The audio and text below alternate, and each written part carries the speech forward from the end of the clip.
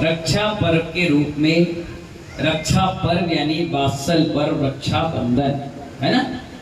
पर सुबह आपने सुना होगा कि ये पूरा कार्यक्रम मुनियों से संबंधित है। किससे संबंधित है गौरव भाई? मुनियों से संबंधित है। एक्चुअली में पूरा कार्यक्रम ही मुनि मुद्रा का है। ना ये घटना घटती हस्तिनापुर की, ना लोग उपसर्ग विजयी 700 मुनिराज का खूब अच्छी पूजा अर्चना करते, ना लाड़ू श्रीनाथ भगवान का चढ़ता, कोई भी सिस्टम ये बन नहीं पाता, ना हमको उठने बैठने मिलने जुलने प्रेम से दो शब्द बोलने का अवसर नहीं मिल पाता।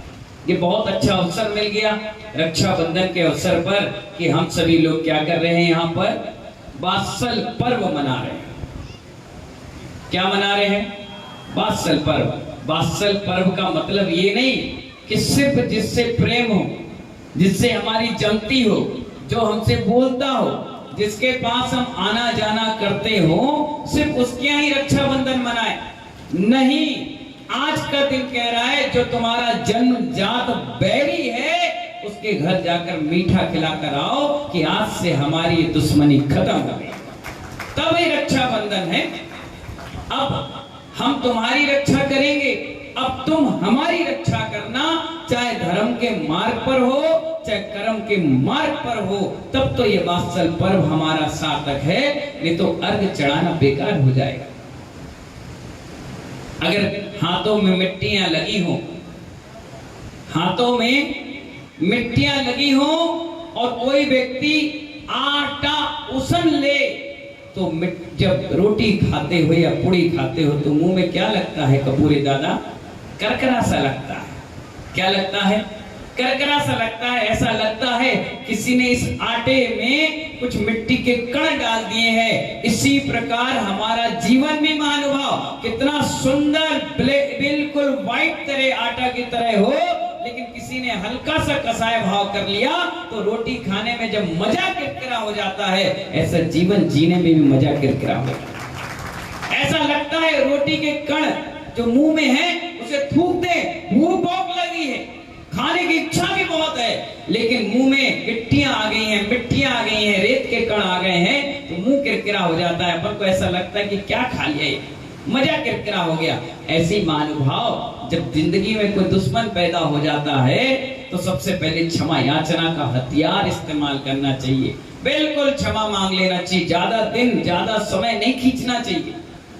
इसलिए आचार्य भवन कह रहे हैं आज का रक्षाबंधन का पर्व जो है ये दुश्मनी मिटाने के लिए है, दुश्मनी बढ़ाने के लिए नहीं। इसलिए आप देखिए कई भाई आज अपनी बहनों के घर भी नहीं गए होंगे, कई बहनें अपने भाई के घर नहीं गए, जबकि एक ही भाई है, दो भाई है, वो मालूम है घर के नौकर को रक्षाबंधन मना रही है, पड़ोसी से रक्षाबंधन मना रही है, एक दूसरे के मौसा नाना चाचा ताऊ के बच्चों के साथ रक्षाबंधन मना रही, लेकिन अपने खून के रिश्ते वाले भाई के पास नहीं जा रही। क्यों? क्योंकि कसाय अनंतानुबंधी से ज्यादा बढ़ चुकी है। स्वजनन होती, प्रत्याखान होती, अपत्याखान होती तो चल जाता, लेकिन ये कसाय अनंतानुबंधी बन चुकी है। अब खुद की मां से पैदा हुए दो बच्चे आपस में नहीं बोल रहे, आपस में प्रेम से नहीं रह पा रहे, तो काय का रक्षाबंधन पर्व? ये तो कर्म बंधन का पर्व हो गया।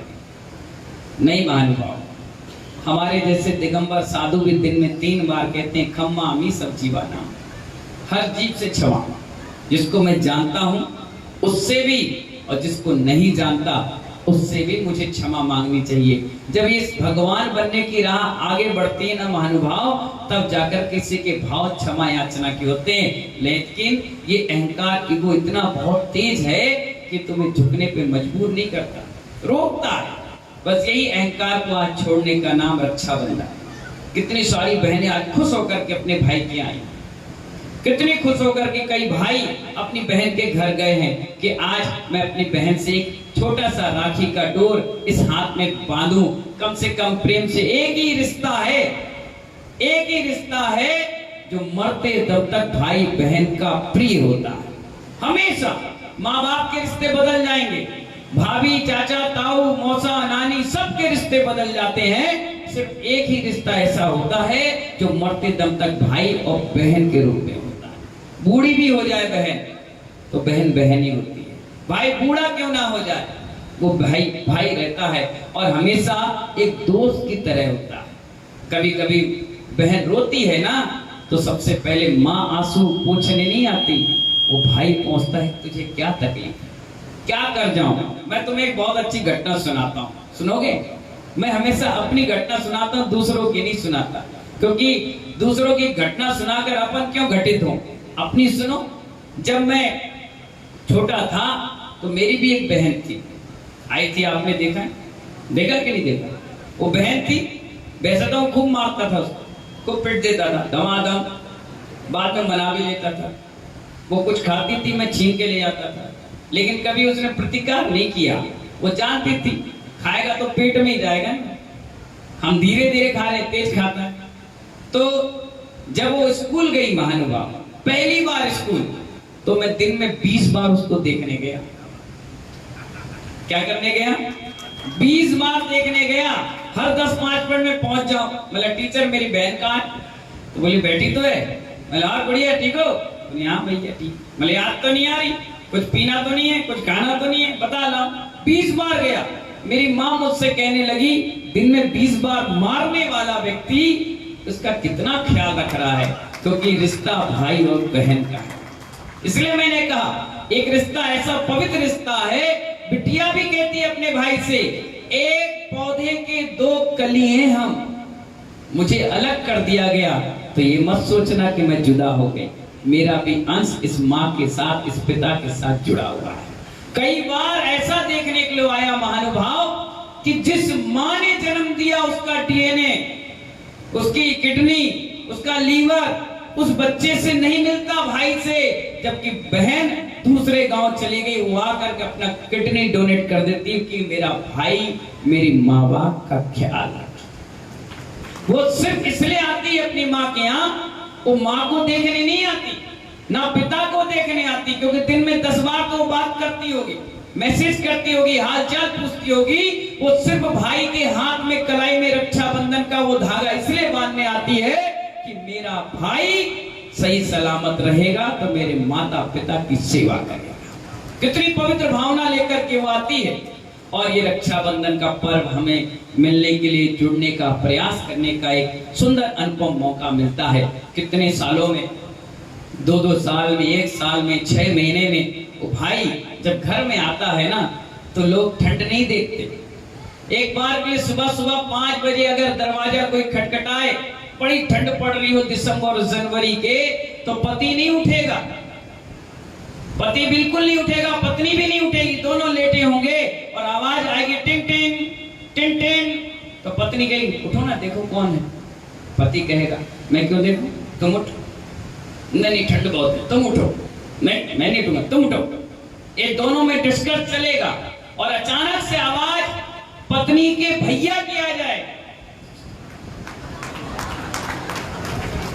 क्लाइमेक्स ही चेंज हो जाएगा, एटमॉस्फेयर चेंज। बहन तुरंत रजाई छोड़ के तुरंत भागेगी, तुरंत सिर पे हाथ पैर फैल के तुरंत घरवाले बोली ये तू कब आया दीदी, अब भी तो आया नहीं, बताया नहीं, आ बैठ और बता कैसी, अभी तक नींद आ रही थी, अब नींद छू मनता, बहुत पतला हो गया, दीदी तू भी तो पतली होगी, ले कुछ खा ले पी ले। वैसे तेवर आता तो इतनी फड़फड़ाती नहीं, इतना पूछती नहीं, कब आए कब गए क्या नहीं, कुछ मतलब नहीं। लेकिन खुद का भाई था ना, भाई तो भाई होता है। महानुभाव आज उनको अखरता होगा जिसके जीवन में भाई नहीं होगा। वो बेचारी घर में बैठी होंगी राखी लेने के लिए। कई बार ऐसा स्थिति देखी कि दुकान पर महिलाएं 4 आई, 3 ने राखी खरीदी, 1 ने नहीं खरीदी। उस दुकानदार ने कहा क्यों बहन जी आप राखी क्यों नहीं ले रही, तो शर्म से सिर झुक गया, मेरा कोई भाई नहीं। उस समय भाई की कीमत अखरी। और जब भाई घर में बैठा था, सबको राखियां बंधी, सबके माथे पे तिलक था, और भाई से लोगों ने पूछा क्या बात है, आज तुमने रक्षाबंधन नहीं मनाया, तो उसका भी मुख शर्म से झुक गया, मेरी कोई बहन नहीं है। महानुभाव आज तो समय ऐसा आ गया है कि एक बच्चा है, ना उसकी बहन है ना उसका कोई भाई है। पहले के समय में 4, 5, 8, 10, 6, 3, 4 बच्चे होते थे तो रिश्ते होते थे, बुआ, ताऊ, चाचा, भतीजा, मौसा, नानी। आजकल तो कुछ रिश्ते नहीं है, सब व्हाट्सएप के रिश्ते हो गए। हैप्पी रक्षाबंधन, हैप्पी क्षमावाणी, हैप्पी अनंत चतुर्दशी। ना चेहरे पर हंसी, ना बोलने में हंसी, सिर्फ लिखने की रह गई। इसलिए महानुभाव लिखने तक ये पर्व सीमित नहीं रखें, लिखने तक रखें। हम लोग बोलते हैं ना, खम्मा की सब्जी वाला, बोलते भी हैं, अपनाते भी हैं। देखिए कितने बड़े मंच पे आज मैंने कहा हमसे भी गलती हो गई तो क्षमा करना। तुमसे तो होती है, हम तो जब नहीं करते तब भी कह रहे हैं सबसे क्षमा। अब आप सोच लीजिए क्षमा कितना बड़ा हथियार है आप सबको अपने आप झुकाने। इसलिए महानुभाव आज भाई का दिन है, बहन का दिन है, बड़ा पवित्र रिश्ता है। ना अपनी बहन से कुछ बोल पाओ, ना भाई से कुछ बोल पाओ। अगर कोई गड़बड़, लड़ाई झगड़ा, कोई जमीन जायदाद झंझटबाजी से भी है तो आज के दिन वो छोड़ देना चाहिए और कहना बहन वो लड़ाई झगड़ा एक साइड है, आज पर्व का दिन है, हम भी मिलते हैं, तुम भी मिलो और मिल बांट करके मिठाई खाओ, खुशियों के गीत गाओ। ये अवसर बार बार जीवन में नहीं मिलते।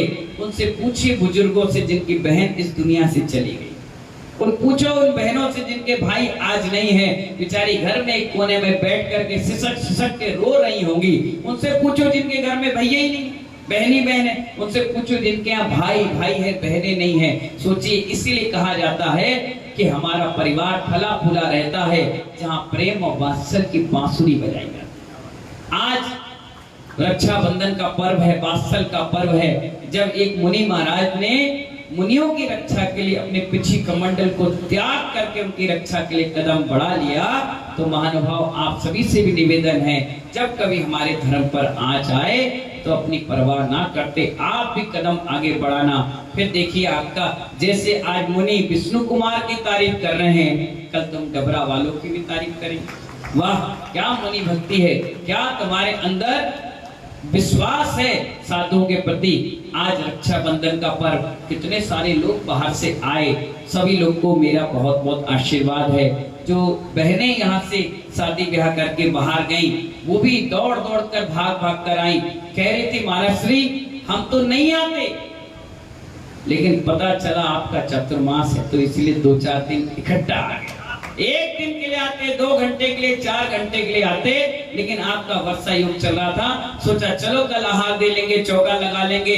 मालूम है चौका मंत्री से लोग लड़ मरे, कहने लगे महाराज जी हमें चौका नहीं दे रहे। बोले क्यों? मैंने भैया दो चौका सबको दो। कह रहे महाराज श्री सब इसी तारीख को मांग रहे हैं कि 2-3 दिन हमारे सारे रिश्तेदार आएंगे, क्यों ना हम मिल बांट कर आहार दें। मैंने कहा कोई बात नहीं, सबको मौका दो, जिनको नहीं मिल पा रहा है मौका सबको दो। और कोई दिक्कत की बात नहीं है, अगर आपके अड़ोसी पड़ोसी के कहीं चौका लग रहा हो तो वहां जाकर दे देना, आपके घर में भी देना हो जाएगा, बगल में दोगे तो भी आहार अंजलि में ही आएगा। इसी मंगल भावनाओं के साथ उन सभी बहनों से, उन सभी भाइयों से कहूंगा कि अगर आपका कोई भाई ना हो ना, तो बेसन सागर आज इंडिपेंडेंट अकेला बैठा और मालूम है तुम्हारा ये भाई तो तुम्हें धोखा दे भी सकता है। ये पिच्छीधारी उपाध्याय बेसन सागर धोखा नहीं देगा। आधी रात को भी ये बहन पुकारेगी ना कि मेरा अंत समय चल रहा है, मुझे नमोकार मंत्र सुना दो भैया, तो आधी रात को ये दिगंबर सद तुम्हें नमोकार मंत्र सुनाने आएगा, तुम्हारी समाधि सल्लेखना अच्छा कराएगा। इसलिए मैं आपसे कहता हूं कि इस पिच्छी से अपना डोर बांध लीजिए। ये पिच्छी कभी बेसहारा नहीं करती, सबको सहारा देती है और सम्मानजनक जीवन जीने के लिए अग्रसर करती है। ऐसी मंगल भावनाओं के साथ जय बोलिए आदिनाथ भगवान की